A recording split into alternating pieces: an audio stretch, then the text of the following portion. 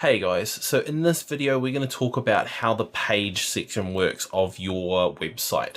So we've got our header at the top and we've got our footer at the bottom. So obviously there's stuff in between, that is your page. Now basically that is where our Ecwid software is going to go, and we will put that in there in a later video once we've built the Ecwid shop. But basically you can put whatever you like in here. You can put pictures, text, anything can go into this page, and it's exactly the same as how you did the text and the images at the top and the text at the bottom. It's just drag and drop.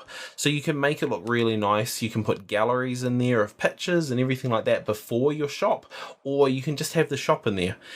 We'll have a look closer to the time, and we'll come back to this once we get that Ecwid site set up, but you get the understanding to have a play around, and if it looks good to you, keep it.